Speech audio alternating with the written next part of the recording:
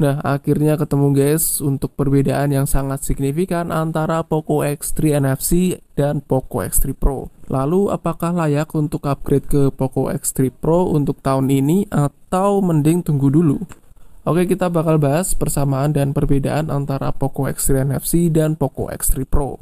Buat kalian yang masih bingung pilih yang mana, kita langsung aja ke videonya guys.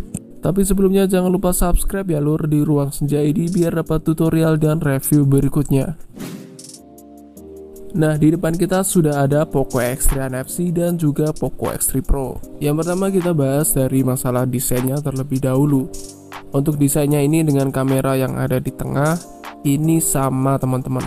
Jadi hampir tidak ada perbedaan yang kita bisa temukan di Poco X3 NFC dan Poco X3 Pro. Tapi ada satu yang kita bisa lihat ya teman-teman, perbedaannya di tulisan megapikselnya aja. Kalau yang Poco X3 NFC itu 64 megapiksel, sedangkan yang Poco X3 Pro itu 48 megapiksel. Lalu untuk penempatan cek dan tombol itu juga sama persis. Saya kira awalnya juga ada perbedaan walaupun sedikit, tapi ternyata setelah saya lihat-lihat ini sama persis guys. Nah, kita lihat dari bagian samping sama ya, di bagian atas juga sama teman-teman. Lalu untuk berat dari kedua HP ini juga sama.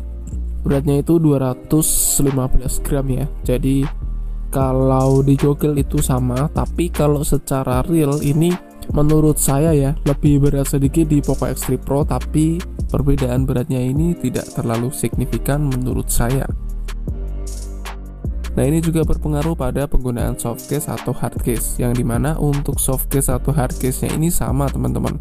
Jadi kalau kita mau pakai di Poco X3 NFC ataupun kita mau pakai di Poco X3 Pro itu sama. Saya kira untuk awalnya juga berbeda ya, ternyata setelah saya coba ini sama guys.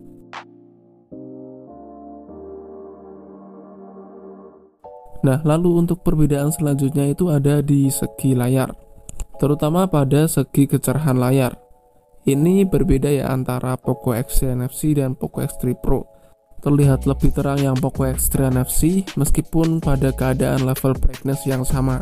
Dan menurut saya untuk warnanya lebih natural yang Poco X3 NFC dibanding Poco X3 Pro. Dan juga lebih sedikit detail di layar Poco X3 NFC. Kalau untuk masalah layar saya lebih suka yang di Poco X3 NFC guys. Entah kenapa kalau yang Poco X3 Pro ini kalau di fullkan terang tidak seterang Poco X3 NFC. Tapi kalau dari segi tipe panel sama-sama IPS, terus untuk refresh hertz-nya juga sama-sama 120 Hz. Jadi kalau menurut saya cuman dari kecerahan dan kontras saja sih menurut saya untuk perbedaannya. Selain itu ya sama. Lalu ada lagi untuk perbedaannya yang menurut saya cukup mencolok sekali, yaitu adalah dari segi kamera. Karena jelas pada dasarnya untuk Poco X3 NFC itu 64 megapiksel, kalau Poco X3 Pro itu 48 megapiksel.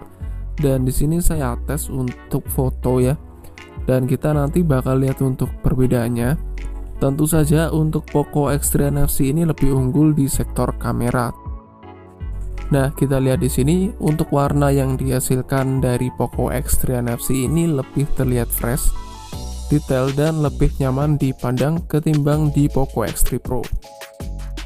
Meski memang kalau dibandingkan seperti ini tidak terlalu kelihatan, tapi kalau kita jajarkan langsung HP-nya itu kelihatan guys. Memang dari segi megapiksel itu lebih besar yang Poco X3 NFC.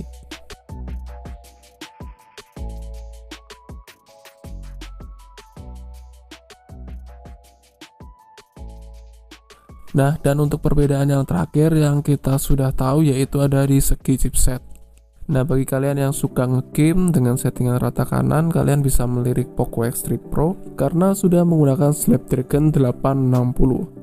Dan sedangkan untuk Poco X3 NFC menggunakan chipset Snapdragon 732G.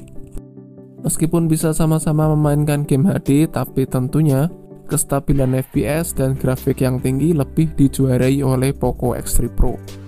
Secara performa, Poco X3 Pro lebih unggul di sini. Nah, jadi pertanyaannya, apakah worth it jika kita upgrade dari Poco X3 NFC ke Poco X3 Pro? Kalau menurut saya, jika teman-teman itu sudah puas dengan performa yang bagus, kamera yang bagus di Poco X3 NFC, lalu teman-teman ingin upgrade ke Poco X3 Pro, itu akan sama aja guys jadinya. Karena menurut saya perbedaan ini akan sangat signifikan kalau teman-teman itu suka main game dengan settingan rata kanan. Tapi kalau teman-teman itu jarang main game, tidak terlalu mementingkan grafik, menurut saya lebih worth untuk stay di Poco X3 NFC. Tapi kalau kalian suka main game berat, lalu kalian mau coba untuk performanya, itu worth it kalau kalian mau upgrade ke Poco X3 Pro. Lalu juga kalau kalian suka fotografi, saya lebih memilih di Poco X3 NFC ya teman-teman.